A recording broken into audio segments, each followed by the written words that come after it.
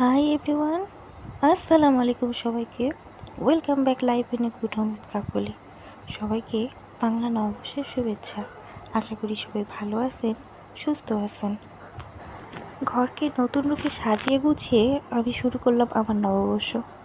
এই বেডশিটটা আমি তৈরি করেছি নিজের হাতে, নিজে আলপনা করেছি। বেডশিট গুছানো হয়ে গেলে চলে গেলাম ভর্তা বানাতে। বিভিন্ন প্রকারের ভর্তা দিয়েই পান্তা ভাত খেয়েছিলাম আমরা সকালবেলা।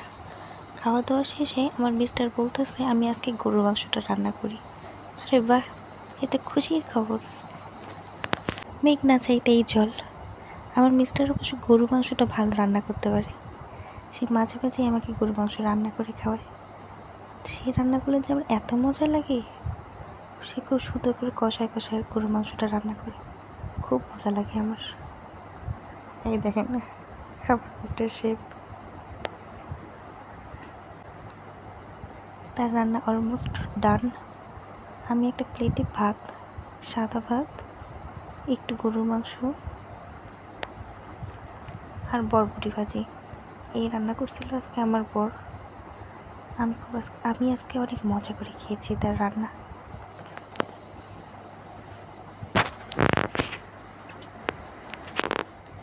দুপুরে খাওয়া দাওয়া শেষে আমরা ঘুরতে বেরিয়েছিলাম মেলা দেখতে যাওয়ার আগে আমরা একটু ঢং করতেছিলাম আর কি, শাড়ি পরে।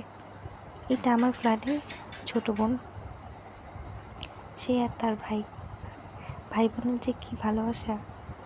তারপর আমরা মেলায় ঘুরতে গেলাম। মেলায় দেখি যে রং বেরঙের চুড়ি, মাটির খেলনাপাতিল। এই খেলনাপাতিলগুলো দেখলে ছোটোবেলার কথা মনে পড়ে যায়। আর এই যে এখানে বিভিন্ন ধরনের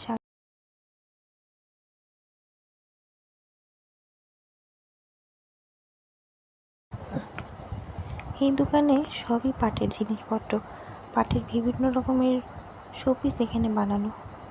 এগুলো দেখতে বেশ ভালোই লাগছিল।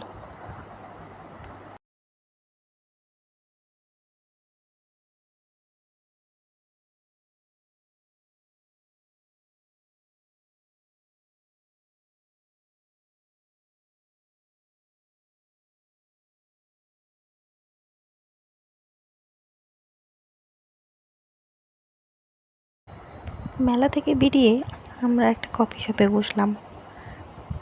সেখানে বেশ সুন্দর করে একদম কাগজ কেটে কেটে ঝাড়ল বসায় না, এটাকে কী বলে, ঝাড়লিতে বলে। এই ঝাড়ল দিয়ে সুন্দর মতো সাজাই দিছে। এই টবগুলোর মধ্যে আবার বিভিন্ন রকমের রং করছে, বিভিন্ন গাছপালা দিয়ে বেশ সুন্দর করে সাজাইছে। এখানকার ডেকোরেশনটা বেশ ভালো ছিল।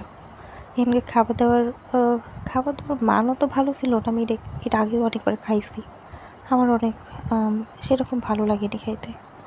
তবে এখানে বসার জন্য নিরিবিলি জায়গা পাওয়া যায়, এই জন্য এখানে আসা।